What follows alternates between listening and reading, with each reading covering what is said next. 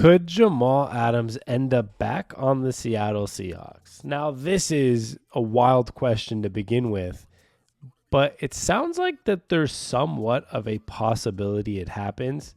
I never thought this would be a question that I would bring up in the first place. When that trade was made back in the day, I thought, wow, we're trading first round picks for him. This is going to be the safety of the future for the Seahawks. And when they traded for him, they even had some potential plans for him to play some type of linebacker as well. But it kind of went downhill. Obviously, the player's good, but there was injuries, things have changed, and a $70.5 million contract in 2021 made him extremely polarizing for the fan base. Was he worth having for that price? Is he at all worth this money? Is it ever gonna pan out? Were so many questions people had. Well, obviously, when the cuts were made this year, there was a big wave of cuts, especially on one specific day where we saw Will Dissly, Quandre Diggs, and Jamal Adams all go. And like I said, when we saw that $70.5 million contract player being cut, a lot of Seahawks fans, from what I've seen, were pretty happy. And it opened the door for Kayvon Wallace to come in free agency and Rayshon Jenkins. And, it felt like that Jamal Adams is not an option. Neither is Quandre Diggs. There's not going to be a, potential cheaper contract for any of these guys coming in. But on Thursday, March 21st, which is yesterday from when I'm recording this video, John Schneider had his weekly appearance on Seattle Sports Radio. And he said, he kind of revealed, I guess, that the three-time Pro Bowler might be back, albeit in a different role this time. Schneider also mentioned there's been consideration about bringing Jamal Adams back, especially because they initially considered him as a will linebacker when they traded for him.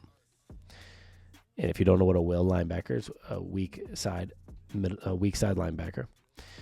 So maybe he's a linebacker.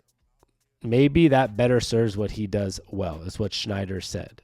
When we acquired him, that's what we were thinking. He was a will linebacker. That was his answer to, would you consider Jamal Adams coming back? So a lot of people are taking it different ways. A lot of people are taking it as, no, he's just saying that's where he fits. Some people are taking it as, well, he's saying that if the opportunity arises for him to be in that position for us at the right price, you never know what happens. It would be a surprise, right? I mean, at the end of the day, they did pretty much clear like $16 million pretty much off in 17 and 2025. And they saved $6 million against the cap this year for releasing him. It seems like something that you would not believe would happen, but it's something that now is becoming not necessarily a real conversation that the Seahawks are having, but it's becoming a conversation around Seahawks fans because of the comments made by John Schneider. And even Brock Heward talked about it at some point on Seattle Sports Radio, saying there's still a possibility maybe at the linebacker position with Jamal Adams. He also went on to say, if there's really nobody else out there in this market that's willing to take a swing on Adams, we know new Seahawks head coach Mike McDonald in his past has taken swings at veteran guys and gotten a lot of production out of them. They certainly know that the body over the last 4 years and the injury history is associated with it. So let's look at this. Remember, during his 4 years in Seattle, he missed 34 out of the 68 possible regular season games due to injuries. 9.5 sacks in his first season in 2020 and 0 in the past 3 years. That's where I said he's polarizing from the beginning of this video. In 2020, in his first year at the Seahawks, 9.5 sacks as a safety. He got that $70 million extension. You thought, done. This is like our next Cam Chance or our next, Earl Thomas, our next like great safety in Seahawks history. 0 sacks in the last 3 years. Now, The linebacker room is very different already. If they do consider bringing him in as a linebacker, we have former Bills linebacker Tyrell Dodson, former Dolphins linebacker Jerome Baker, and I personally just, don't know. I'm not a coach. I'm not Mike McDonald. I don't know how it all fits in together exactly. I don't know how it would all work. But in general, I'm not quite sure if it's something that would even be considered or if it's just kind of like it was just talk in like a friendly manner by John Schneider because he didn't want to say anything in a different way. Because there's been some on and off the field things that people didn't love. They didn't love the way he went after a reporter with the yikes comment about his wife. There was the yelling at the concussion guy. There's all these different things that some people maybe didn't really like about Jamal Adams in certain types of ways.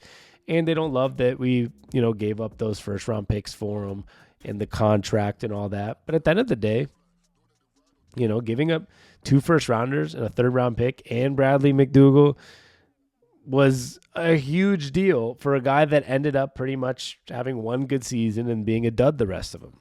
Now, the big problem is that I think people don't realize that at the end of the day, the player was not the wrong choice, right? Now, the situation ended up being wrong maybe. And I think it gives Jamal Adams more of a negative connotation than he deserves because there's a reason he got the $70 million contract in 2021. They didn't just pay him because it was a colossal failure. It was an extreme success, 9.5 sacks in his first year as a safety. If that production kept up, that contract would have been a very valuable contract and been a very pleasant surprise to the Seahawks fans and a pleasant, memory that, hey, we had Jamal Adams on a $70 million contract, but he had 8, 9, 10 sacks a year as a safety and it all worked out. It just didn't because of injuries, really, more than anything. Sometimes injuries derail certain situations for a player, and that's what happened in the case of Jamal Adams. And at the end of the day, John Schneider himself, the Seahawks GM, is getting a little tired of the narrative. And he mentioned it. He said, yeah, I'm getting a little tired of the narrative. The trade portion, too. Because, it was COVID year. We were picking 20 whatever. They're picking in the 20s. And in order to go from wherever to where we were at 20, to get up to pick a guy like Jamal, who was picked in the top 5, you got to give up another first-round pick the next year. So, essentially, his explanation is, if you were going to draft somebody as good as Jamal Adams, who was, a top type of pick, and to find that type of guy in the draft, you not only have to give up your first round this year, you probably have to give up another one to move up. So instead of moving up, they gave up their first round and the next first round for Jamal Adams. He's considering it the same thing. And as I mentioned, he said he came in here and our coaches did a great job with him. He had 9.5 sacks, goes to the Pro Bowl, completely disruptive. Comes back next year, is having a good season, gets hurt, and then he gets hurt again. A really, really bad injury. I feel bad for him. And you saw it again this year. He came out. He was looking awesome. It felt like he was about to, he was looking cool against the Giants. His helmet hits Daniel Jones, concussion. It's 2022, season-ending quadricep tear in week 1. 2023, head injury in his first game back, week 4, on the Daniel Jones thing.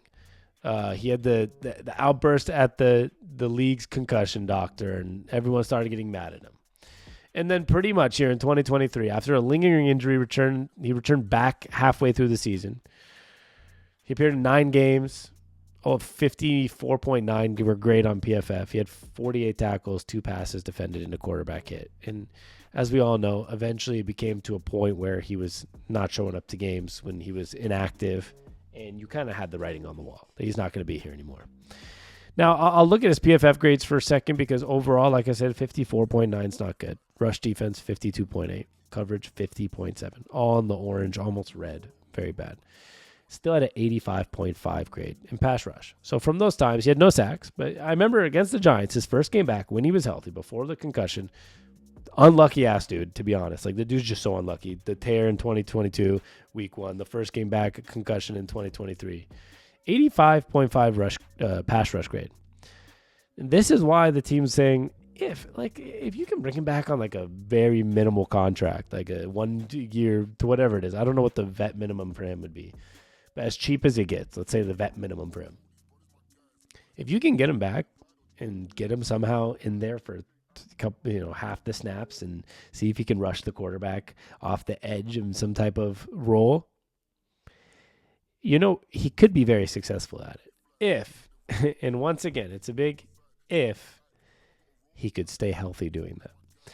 Now, as I said, it would all depend on what Mike McDonald probably feels about him, because if he thinks he can make something special out of Jamal Adams again, then you got to just do it. But if he doesn't, then there's no point, right? I don't know how real this conversation is, but I do know that Jamal Adams tends to get too much hate for his time at the Seahawks because it's not all in his control. These injuries were not his fault. It's just bad luck. And number two is, that's life. And the trade wasn't that bad if it had worked out. If he played like 2020 Jamal Adams up till now, we would be saying he's one of the best safeties in Seahawks history and one of the best safeties in the game. Till today, it just didn't work out that way. I'm interested to see what happens. Let me know if you think the Seahawks should even consider or will do it. I think it'll be interesting because I don't know what his market's out there. And if his market's not very good, I could see us getting him back for cheap. That's why I think it's actually truly a possibility. But this time, at linebacker for real. They're not going to throw him out at safety. We'll find out. Please like and subscribe. I love y'all. As always, I'm Sammy on Tap. Please support in any way possible. Check the links in the description if you want to find my other channels and see what else we're doing. And follow me on Instagram. Shoot me a DM if you want to talk some football. I love y'all. Peace.